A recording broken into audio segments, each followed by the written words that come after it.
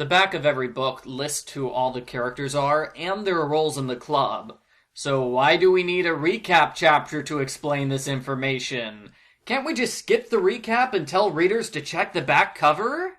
Argo Font Book Review, Argo Font Book Review. This book was written by Suzanne Wen. Mallory is having a study date with Ben when her brothers start making obnoxious kissing sounds. Oh, Ben, I love you so much. Oh, Mallory, you're so great. You're number 3 on my list of best babysitters. It's the most embarrassing thing to ever happen to Mallory. Why can't she have nice brothers like Ben does? In gym class, they're switching from all-female field hockey to co-ed volleyball. Mallory complains at length about this because she hates volleyball, and her gym clothes are disgusting, even though the cover clearly shows she's got the same gym uniform as everyone else. Mallory tries to get out of class by fainting, but no one notices because she does it in an empty locker room. Think ahead next time, Mallory. Gym starts with Chris smashing the volleyball at Mallory. She screams and jumps away. The other kids realize Mallory is frightened, so they help her. Just kidding. The other team realizes Mallory's a huge wimp, so they aim for her on every single turn, while Mallory's team complains about her. One boy knocks her over, and as Mallory blinks back tears, the teacher tells her to stop wimping out on the team. So, yeah, volleyball is awful. Mallory babysits for the Newtons, and Jamie is an absolute terror.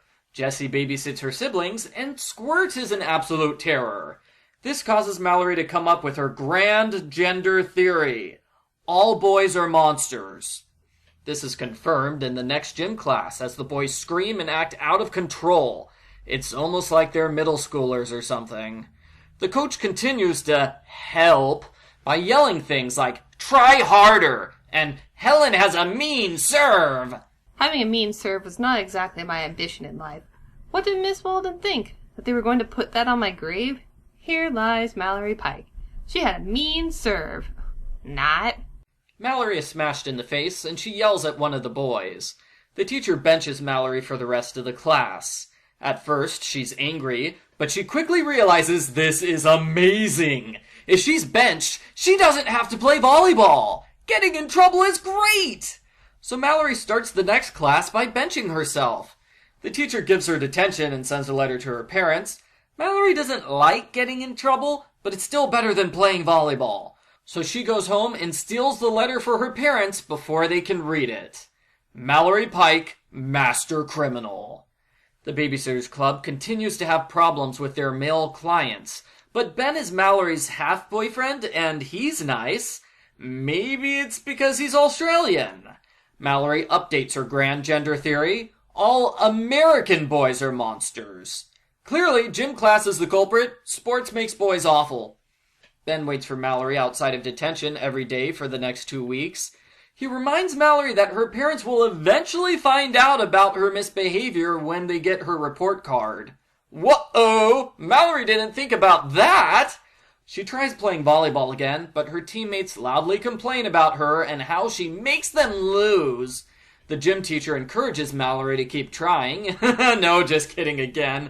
The teacher accuses Mallory of being a quitter who shows no effort. She is not a good gym teacher, in case you haven't noticed. All she does is yell at students instead of teaching them. The teacher makes up a special punishment just for Mallory. Mallory has to wash pennies at the school washing machine. The middle school has a washing machine? Weird. Ben and Mallory decide to trade brothers for a night. Mallory's brothers behave perfectly, while Ben's brothers become monsters. They feel free to destroy everything because there are no rules in the Pike house. You know, I'm pretty sure that's why Mallory's brothers misbehave. Maybe if the Pikes set appropriate limits for their kids, the kids wouldn't behave so badly. Mallory's parents learn that she's been getting detention and lying about it for weeks. As we've established, they're not really good at this whole parent thing, so they don't care. Mallory isn't punished. All Mom does is suggest talking to the gym teacher, because that worked so well last time. The teacher refuses to give Mallory extra help, because that would be doing her job. And when Mallory says, maybe you could tell the other students to take it easy on me, the teacher very reluctantly agrees. Again, this is not a good teacher. Mallory tries her hardest for the rest of the class, and she even hits the volleyball over the net once. Success!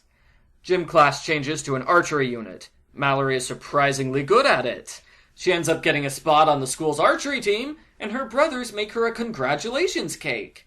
Mallory is forced to admit that boys in gym are not so bad. Sometimes. The end. Post-book follow-up.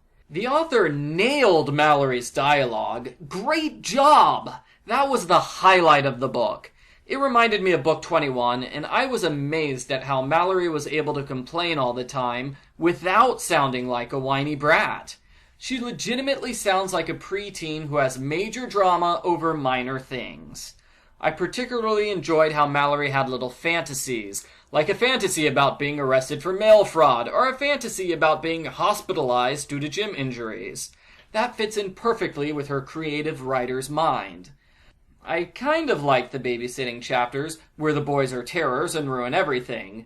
My reaction was, yes, this was clearly written by someone who's been around kids before! But every kid chapter was the same, with little variation. It made me like them less than I could have.